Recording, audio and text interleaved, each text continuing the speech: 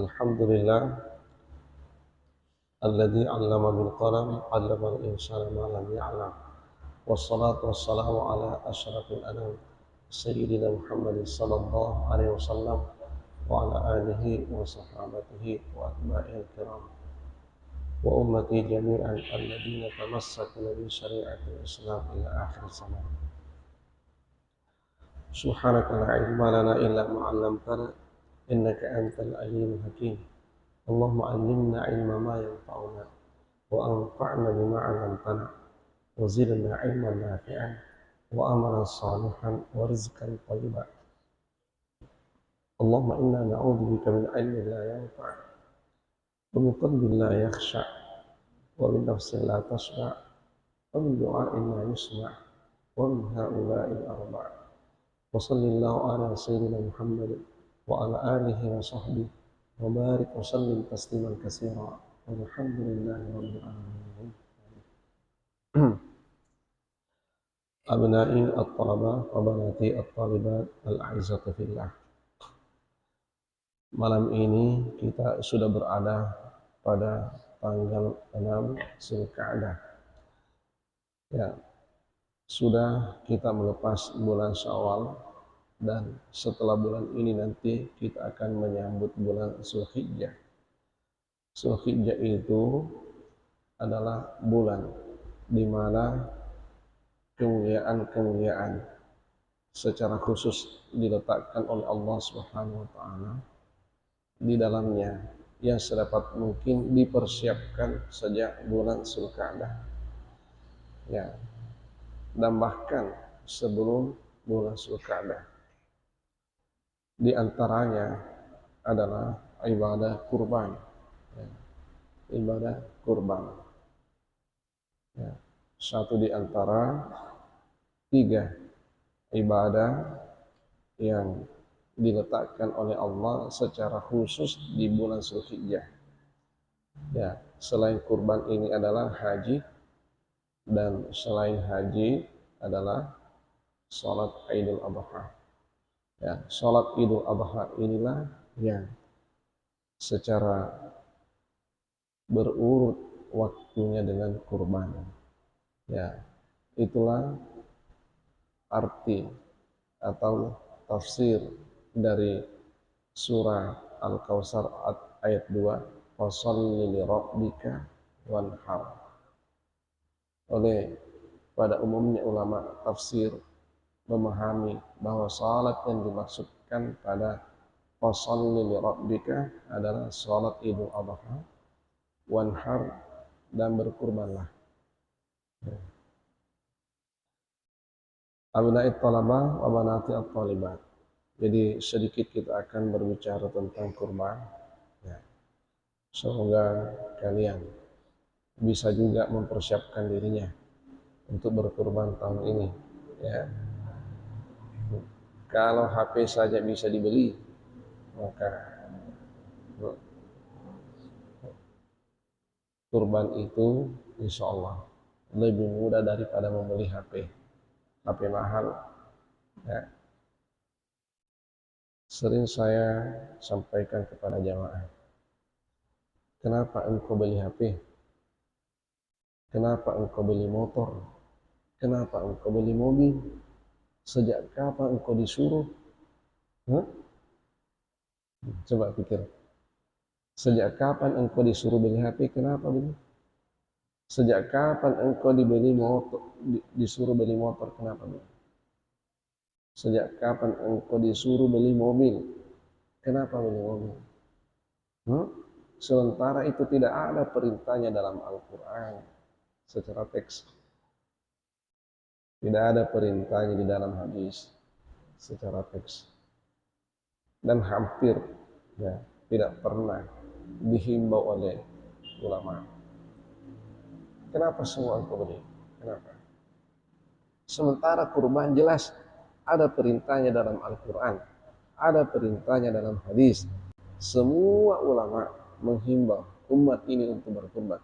Kenapa engkau tidak berkurban? Coba tanya dirimu. Ada HP-nya toh? Ada laptopnya? Ada motornya. Hmm. Hmm. Mana lebih mahal seekor kambing daripada laptop?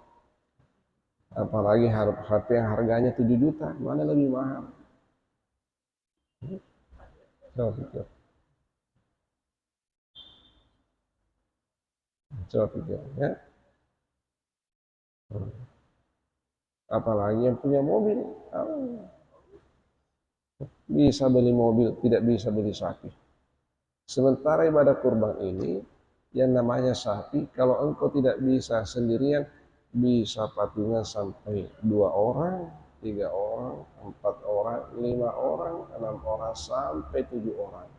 7 orang pun ini mengikutkan keluarganya, masing-masing setiap 1 orang. Coba, betapa longgarnya. Sementara mobil tidak pernah kita temukan ini mobil dimiliki oleh 7 orang. Pernah? Pernah kau melihat mobil diparkir? 7 orang yang punya ini? Pernah?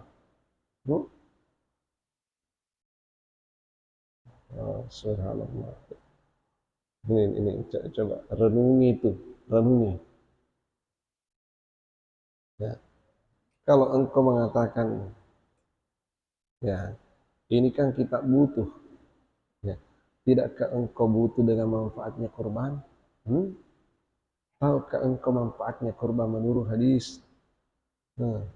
Kebaikan apa yang dijanjikan oleh Allah melalui lisannya Rasulullah bagi orang yang menunaikan ibadah kurban ini. Coba renungi baik-baik itu. Lalu tanya diri, butuhkah tidak? Tidakkah engkau membutuhkan amalmu itu diberatkan oleh ibadah kurban yang engkau lakukan? Al-udhiyatu li sahibiha bi kulli sya'ratin hasanatun. Ya. Orang yang melaksanakan kurban, hewan kurban yang dia sembelih, maka yang menyembelihnya itu diberi pahala setiap helai satu kebaikan. Yang satu kebaikan itu manja abil hasanati falahu asyr amsalihha. Yang satu kebaikan itu dilipat gandakan menjadi 7. Satu bulu-bulu hewan kurban itu dilipat gandakan menjadi 10 kebaikan setiap satu. Pertanyaannya, adakah di antara kalian yang mampu menghitung bulu-bulunya hewan kurban yang kau sembelih? Ada? Seekor kambing, apalagi seekor sapi, mampu? Ada yang mampu? Orang Bugis mengatakan jama-jama puru, jama-jama puru. Bulu-bulumu saja yang sedikit itu tidak mampu kamu hitung, apalagi bulu-bulunya sapi.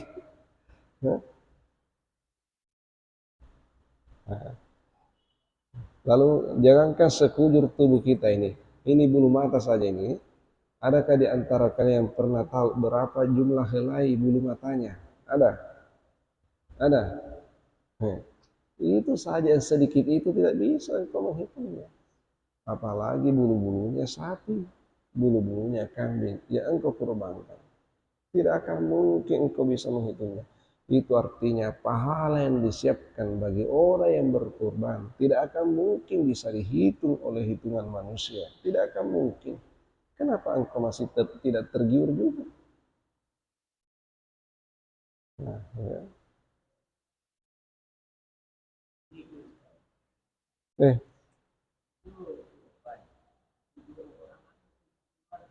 Ya, 7 keluarga.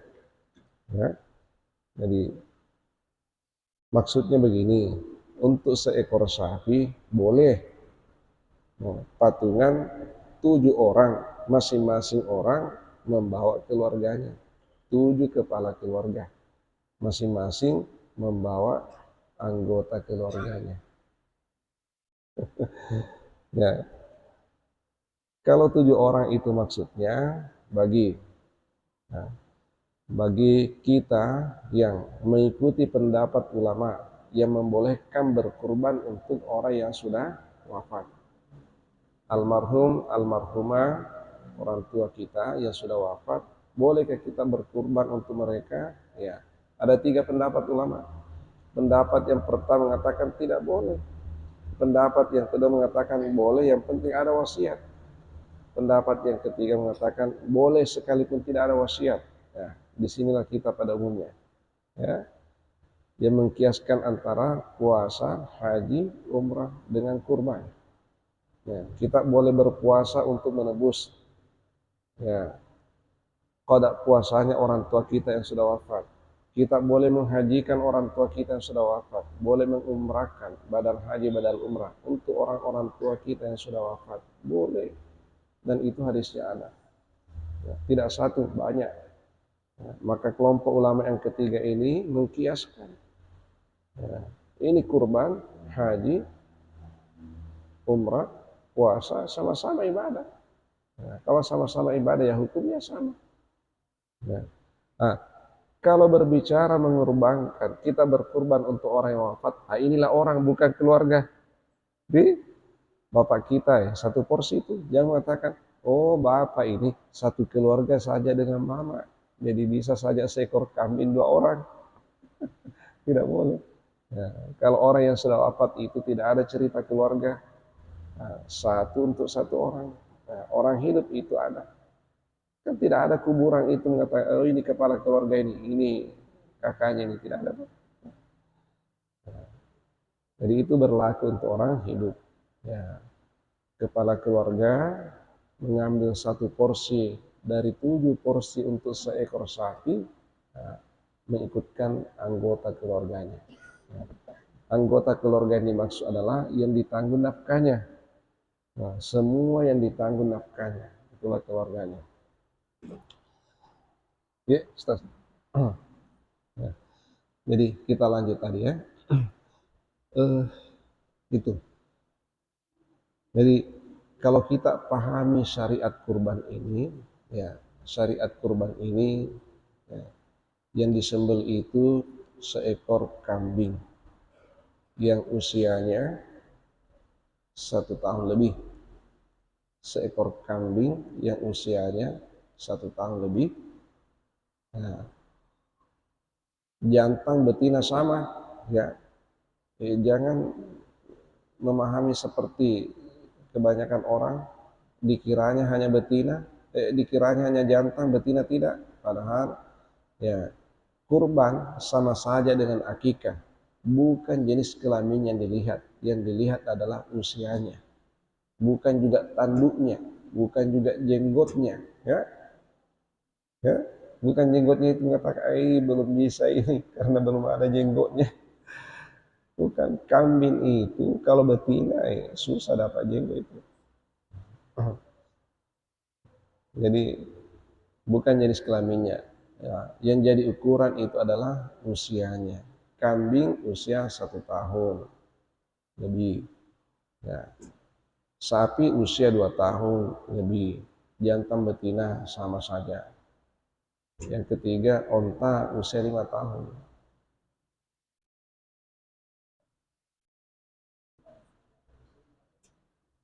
Ya, boleh. Boleh. Ya, jantan. Pada umumnya orang memahami kurban itu jantan, padahal boleh betina. Dan bahkan betina itu murah harganya dan lebih mudah mendapatkannya. Bahkan menurut Imam Malik rahmatullahi alaih, andai kata waktu kurban sudah sempit, ya engkau dapatkan hanyalah seekor kambing yang hamil, ya seekor kambing yang hamil pun itu bisa engkau kurbankan. Kalau engkau sembeli induknya mati anaknya pun halal. At-tabi'u tabi'un. No?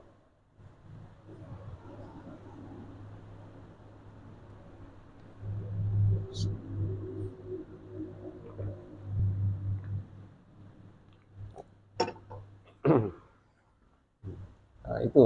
Jadi 3 ekor, soalnya 3 jenis binatang ini yang disepakati oleh ulama untuk boleh dijadikan hewan kurban. Kambing, sapi, onta. Selain yang di hari 3 ini, ulama berselisih pendapat. Siapa tahu besok-besok ada yang mau berkorban dengan seekor kijang, rusa. Ada yang mau berkorban dengan seekor kuda. Ya, ya. Siapa tahu di Jenek Ponto mau berkorban, yang favoritnya adalah kuda. Bagaimana? Bolehkah berkorban dengan seekor kuda? Di situ ikhtilaf. Ada ulama yang membolehkan, ada ulama yang tidak membolehkan. Oleh karena yang jelas menurut sunnah itu hanya 3 ini: kambing, sapi, kemudian onta. Ya. Ada ulama yang rumusannya longgar, mengatakan kambing, sapi, onta itu artinya al-an'am, bahimatul an'am. Ya. Yang penting empat kakinya halal dagingnya boleh dijadikan hewan kurban. 4 kakinya halal dagingnya boleh dijadikan hewan kurban, katanya. Bagaimana kalau kelinci? Kelinci katanya sama dengan kambing. Bagaimana kalau rusa? Rusa sama dengan sapi. Gitu. Kerbau ya sama dengan sapi. Kuda sama dengan sapi. Dikiaskan seperti itu. 4 kakinya kemudian halal dagingnya. Ya, itu yang namanya perselisihan pendapat ulama. Ya pasti di situ longgar. Namun untuk berhati-hatinya, supaya kita berhati-hati ini melakukan ibadah, ada kaidah usul fikih yang mengatakan al-khuruju minal khilaf mustahab. Keluar dari perselisihan pendapat itu dianjurkan. Ya. Kalau rusa, kelinci, kuda, ini semua diperselisihkan oleh ulama. Kenapa kita tidak berpikir aman? Bagaimana caranya? Kalau ada kudanya, jual kudanya, beli sapi. Lebih mahal kuda itu daripada sapi. Kalau ada kerbaunya, jual kerbaunya baru beli sapi. Tidak cukup sapi turun jadi kambing. Oh, nah, bagaimana kalau kelinci saja? Ya kumpulkan 3-4 ekor, jual baru beli seekor kambing. Aman. Ya. Atau tambah saja beli kambing. Kalau tidak cukup kambing jantan, kambing betina. Kambing betina itu murah.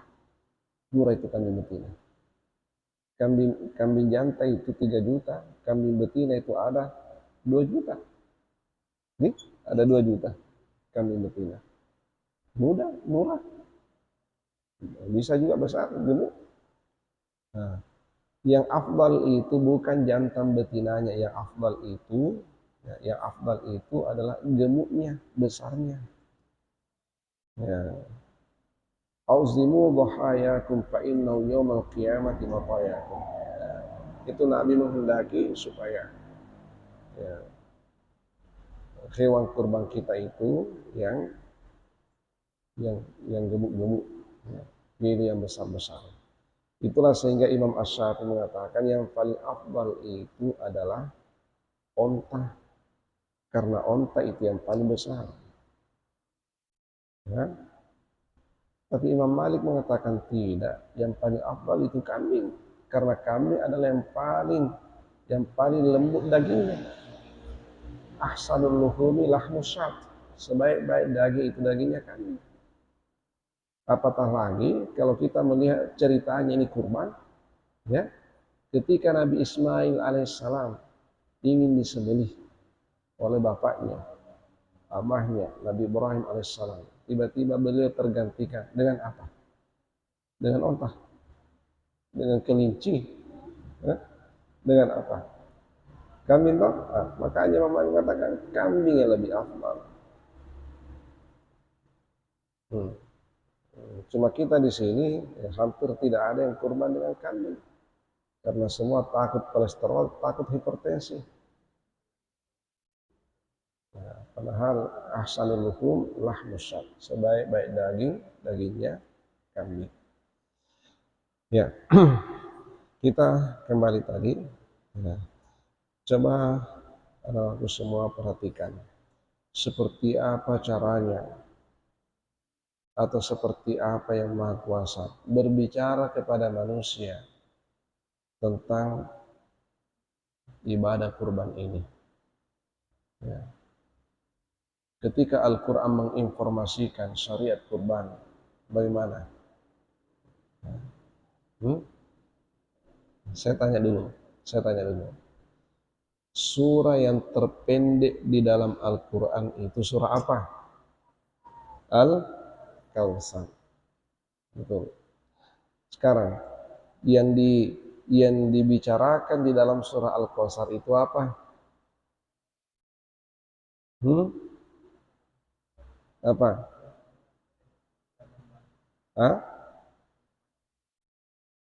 Apa inti pembicaraan surah Al-Kautsar itu? Kurban. Pertanyaannya kemudian, tahukah engkau apa hikmahnya? Kenapa Yang Maha Kuasa meletakkan perintah untuk berkurban di dalam surah yang paling pendek? Kenapa?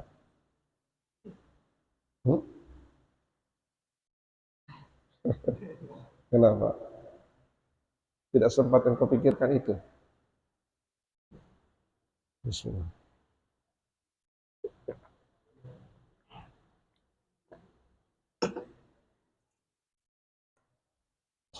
Nah, jadi begini ya, ini analisis ini. Ya. Ternyata itu ada hikmah yang tersirat. Wahai manusia, ketika ajakan kurban sampai kepadamu, maka janganlah engkau berpikir panjang. Siapa saja di antara kalian yang diajak untuk berkurban, lalu panjang pikirannya, ya, ya. Anaknya mau kuliah, mau juga beli sawah, istrinya mau bayar arisan, ya, mobilnya juga mau diganti. Oh, tidak jadi berkurban gitu. Ya. Kalau panjang begitu pikirannya, tidak jadi berkurban gitu. Ya, tidak jadi berkurban. Nah, makanya kalau ajakan kurban sampai kepadamu, maka perpendeklah pikiranmu seperti pendeknya surah Al-Kautsar. Bagaimana pendeknya surah Al-Kautsar? Hanya 3 ayat. Nah, jadi ketika engkau diajak untuk berkurban, hanya 3 hal yang penting untuk engkau pikirkan. Hanya 3 hal yang pantas untuk engkau pertimbangkan. 3 saja, jangan lebih. Yang pertama, sampai ke usiamu pada musim kurban. Karena kurban itu ada waktunya. Tidak boleh selain waktunya. Siapa tahu nanti ada yang berkurban di bulan Ramadan, hitung-hitung karena banyak pahalanya, bukan kurban namanya. Ya, karena waktunya belum masuk. Nah, jadi itu dulu. Ya, sampai ke usiamu pada musim kurban. Nah, terus yang kedua, adakah yang bisa engkau kurbankan? Ya. Adakah engkau memiliki kemampuan untuk berkurban? Seekor kambing kah? Yang tadi usianya 1 tahun? Ataukah seekor sapi? Seekor sapi ini tidak mesti 7 orang ya, jangan paham seperti itu. Seekor sapi kalau engkau bisa sendiri jauh lebih bagus. Nah, kalau tidak mampu baru cari teman 2 orang. Belum mampu ya 3 orang. Belum mampu ya 4 orang. Belum mampu 5 orang. Berlima. Belum mampu berenam. Belum mampu bertujuh. Belum mampu, ya tidak usah dulu. Ya, kalau sudah 7 belum bisa, ya mundur saja dulu. Ya.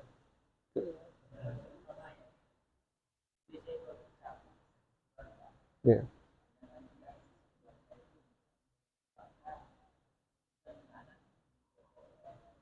Hmm. Ya. Ya. Kalau kita keluarga besar, satu keluarga anaknya 12. Nah, ini membeli seekor sapi, bagaimana ini? Ya, begini Ustaz. Ini yang 12 anak ini mungkin sudah ada di antaranya mandiri, sudah berkeluarga, ya, tidak lagi ditanggung nafkahnya. Dia sudah PNS apalagi sudah kepala sekolah. Sudah ada keluarganya, betul anak kita tapi sudah berkeluarga. Ya, ya. Jadi tiga ini sudah berkeluarga, maka yang tiga ini tidak lagi masuk tanggungan kita. Nah, terus adik-adiknya yang lain bagaimana? Adik-adiknya yang lain itu masih kita tanggung. Nah, jumlahnya 12. Baru 3 yang mandiri. Berarti 9 ini masih tanggungan kita. Nah, yang 9 ini itu masuk di kita itu. Berarti ini tadi yang 3 orang karena sudah mandiri, nah, masing-masing sudah mengambil 3 porsi. Tambah kita porsi keempat diikut kalau semua anak-anak kita. Istri kita juga masuk di situ. Kalau ada mertua kita di situ yang ditanggung juga nafkahnya masuk juga di situ. Intinya semua yang kita tanggung nafkahnya itulah keluarga kita. Ada yang mengatakan, waduh, bagaimana kalau anakku stas tinggal di Makassar sementara kuliah? Yang biayai siapa? Masih saya. Oh, masuk juga di situ.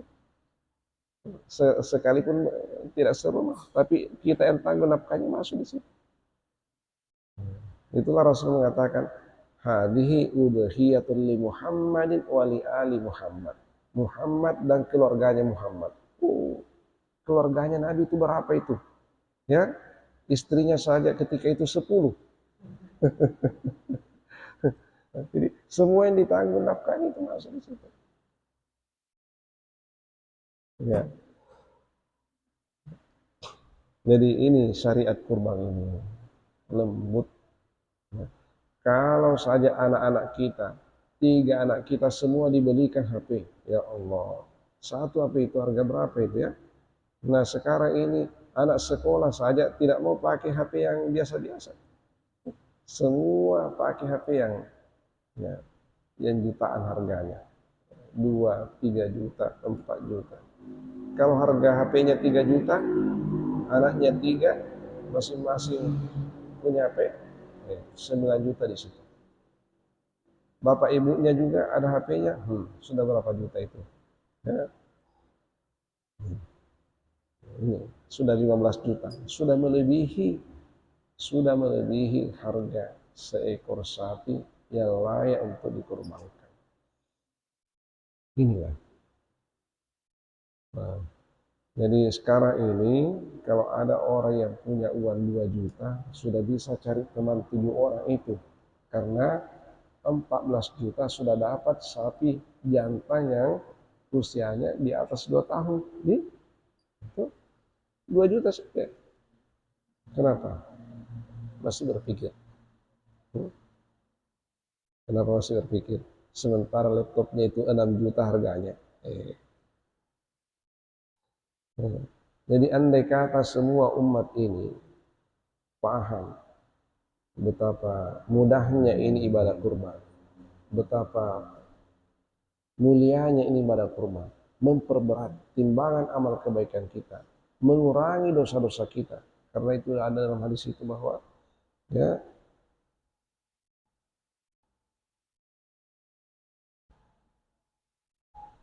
orang yang berkurban akan diampuni dosa-dosanya sampai tetesan terakhir darah hewan kurban itu menetes ketika disembelih. Ya. Kita tidak tahu berapa tetes darahnya itu keluar. Maka sejumlah itu pula dosa orang yang berkurban itu diampuni oleh Allah. Diperberat timbangan kebaikannya, kemudian diringankan nanti timbangan keburukannya. Pahalanya bertambah fantastis, dosanya turun drastis. Insya Allah, bagaimana tidak menjadi hamba-hamba beruntung. Kenapa kita mesti berpikir panjang? Ya, kenapa kita mesti berpikir panjang? Kalau memang ada kemampuan, inilah. Jadi itu tadi ya, yang pantas untuk dipikirkan hanya 3. Pertama, sampai ke usia kita pada musim kurban. Yang kedua, adakah kemampuan kita untuk berkurban? Dan yang ketiga, Setelah poin pertama dan poin kedua ini terpenuhi, maka poin yang ketiga itu langsung eksekusi. Jangan terlalu panjang berdiskusi. Ya. Langsung katakan, Bismillah, saya berkurban tahun ini. Ya. Pergi di ATM, tarik uangnya 2 juta atau 2,5 juta atau 3 juta. Ya. Cari teman 7 orang. Kalau tidak cukup 7 orang, berapa saja. Ya. Karena tidak mesti 7. Ya. Kalau 5 sudah mampu ya tidak usah cukup 6. Kalau 4 sudah mampu tidak usah cukup 5. Kalau berdua sudah bisa ya tidak usah cari sampai 3 orang. Jangan seperti ada kejadian begini. Ya.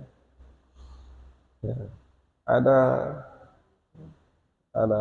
saudara kita ini yang sudah patungan 6 orang, sudah beli sapi, sapinya besar. Ya, diikat di bawah kolong rumah. Ya, sudah lewat musim kurban, ya, sudah masuk hari kelima tuh, keempat hari itu. Ya, tanggal 10, 11, 12, 13. Sudah masuk tanggal 14 ya. Nah, sudah masuk hari kelima. Belum disembelih sapinya. Nah, kenapa tidak disembelih? Waduh, tidak jadi katanya disembelih. Karena kita baru 6 orang. Ya Allah. Tidak jadi disembelih sapinya karena baru 6 orang katanya. Tidak cukup syarat. Mesti 7 orang. Padahal sapinya sudah dibeli. Ya Allah. Krisis pemahaman.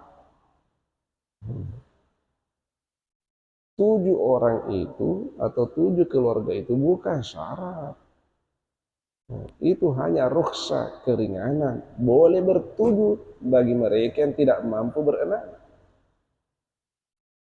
Nah, boleh berenam bagi mereka yang tidak mampu berlima. Boleh berlima bagi yang tidak mampu berempat. Boleh berempat bagi yang tidak mampu bertiga. Tapi kalau dia 3 orang sudah mampu, tidak usah cari orang keempat, 3 orang saja. Ya.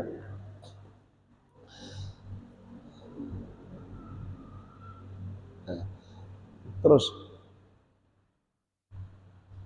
ya, Bismillah.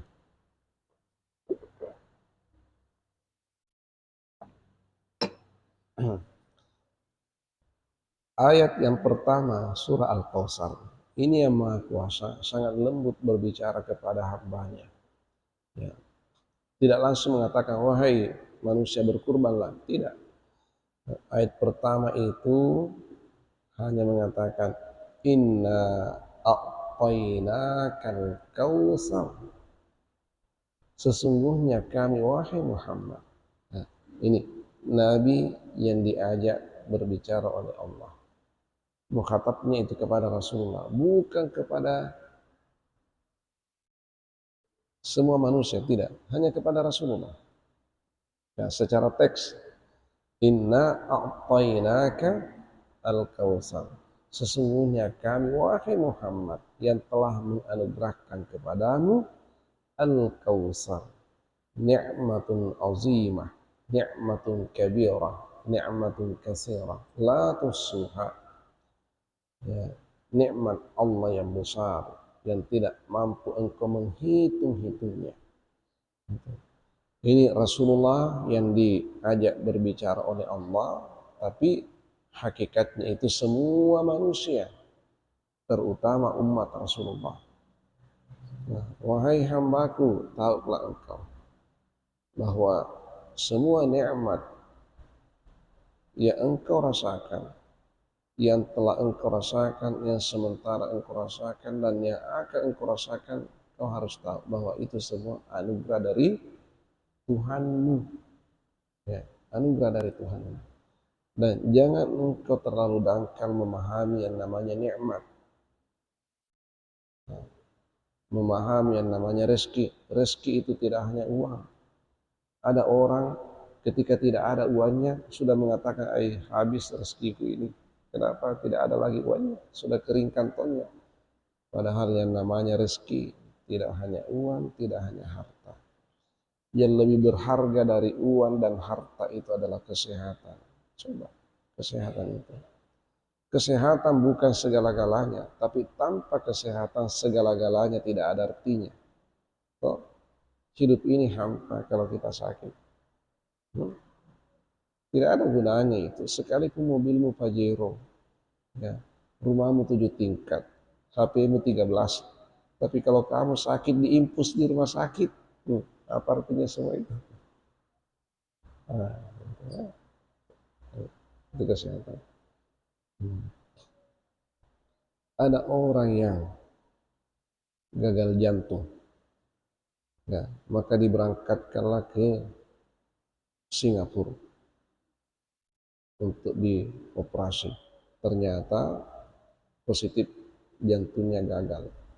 Mesti diganti dengan jantung yang lain. Wah, ini tidak ada jantung dijual ini. Di apotek mana dapat jantung dijual? Ya.